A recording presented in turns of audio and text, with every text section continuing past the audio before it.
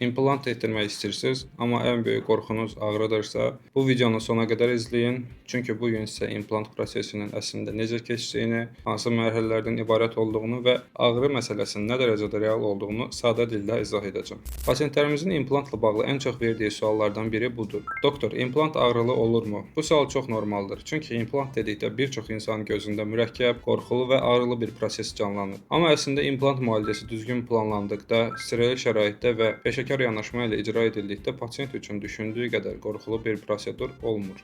Əvvəlcə onu başa düşək, implant nədir? İmplant itirilmiş dişin yerinə çənə sümüyünə yerləşdirilən süni diş köküdür. Yəni implant birbaşa görünən diş deyil, o dişin kökünü əvəz edir. Daha sonra həmin implantın üzərinə abatment və dişin görünən hissəsi, yəni qapaq yerləşdirilir. İndi gələk əsas suala. İmplant qoyularkən ağrı olurmu? İmplant proseduru lokal anesteziya altında aparılır, yəni həmin nahiyyə keydilir. Pasient prosedur zamanı ağrı hiss etmir. Sadəcə təzyiq, toxunma və ya hərəkət hissi ola bilər, amma kəskin ağrı olmamalıdır. Əslində bir çox pasient prosedurdan sonra deyir ki, mən bunu daha çətin təsəvvür edirdim. İmplant müalicəsində ən vacib mərhələ planlamadır. Birinci mərhələdə pasient müayinə olunur, dişlərin, diş ətlərinin və çənə sümüyünün vəziyyəti qiymətləndirilir. Lazım gəldikdə rentgen və ya 3D tomoqrafiya ilə sümüyün həcmi, qalınlığı və implant üçün uyğunluğu yoxlanılır. Çünki hər pasientə eyni implant tətbiq olunmur. İmplantın yeri, ölçüsü, bucağı və gələcəkdə üzərinə qoyulacaq dişin forması əvvəlcədən düşünülməlidir. Əgər sümük kifayət qədər uyğundursa, implant yerləşdirilməsi planlanır. Əgər sümük həcmi azdırsa, bəzi hallarda əlavə sümük artırma prosedurlarına ehtiyac yarana bilər. Bu müayinə zamanı müəyyən olunur.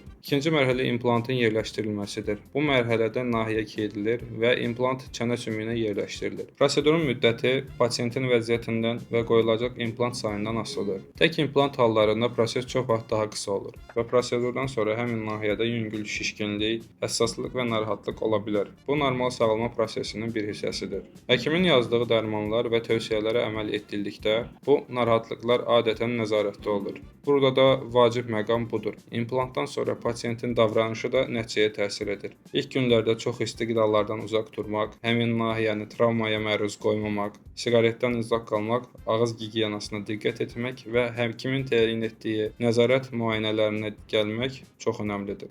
Üçüncü mərhələ implantın sümüyə uyğunlaşmasıdır. İmplant yerləşdirildikdən sonra onun sümük ilə birləşməsi üçün müəyyən müddət gözlənilir. Bu prosesə osteointeqrasiya deyilir. Sadə desək, implantın çənə sümüyü ilə möhkəm bağlanmasıdır. Bu müddət pasientin sümük vəziyyətindən, ümumi sağlamlığından və müalicə planından asılı olaraq dəyişə bilər. Bu mərhələdə implantın üzərinə daimi diş dərhal qoyulmur. Çünki implantın sabitləşməsi lazımdır. Dördüncü mərhələ isə üst dişin hazırlanması və yerləşdirilməsidir. İmplant sümük ilə uyğunlaşdıqdan sonra onun üzərinə dişin görünən hissəsi hazırlanır. Bu diş pasientin ağız quruluşuna, diş sırasına, çeynəmə funksiyasına və estetik görünüşünə uyğun şəkildə planlanır. Yəni implant sadəcə boş yerə vida qoymaq deyil. Burada həm funksionallıq, həm də estetika birlikdə düşünülür. Bəzən pasientlər soruşur: "İmplantdan sonra çox ağrım olacaq?" Əksər hallarda prosedurdan sonrakı narahatlıq idarə olunan səviyyədə olur. Yüngül ağrı, şişkinlik və həssaslıq ola bilər. Amma güclü uzun müddətli və artan ağrı olarsa, mütləq həkimə müraciət etmək lazımdır. Bir də çox verilən sual var. İmplant hamıya olarmı? İmplant üçün pasient ümumi sağlamlığı, ağız gigiyenası, diş əti vəziyyəti və çənə sümüyü qiymətləndirilməlidir. Nəzarətsiz şəkərli diabet, aktiv diş əti xəstəlikləri, ağır siqaret istifadəsi kimi faktorlar implantın uğuruna təsir edə bilər. Buna görə implant qərarı yalnız müayinədən sonra verilməlidir. Yekun olaraq demək istəyirəm, implant proseduru düşündüyünüz qədər qorxulu olmaya bilər. Əsas məsələ düzgün müayinə, düzgün planlama, steril şərait, keyfiyyətli icra və pasientin həkim tövsiyələrinə əməl etməsidir. Əgər siz də implantdan qorxduğunuz üçün uzun müddətdir dişsiz nahiyəni bərpa etdirmirsinizsə, ilkin addım sadəcə müayinəyə gəlməkdir. Müayinə zamanı sizin üçün ən uyğun müalicə planı müəyyən olunur və bütün proses sizə izah edilir. Unutmayın, implant ağrıdan çox düzgün planlama tələb edən bir müalicədir. Sağlam və rahat gülüş üçün diş itkisini gecikdirməyin.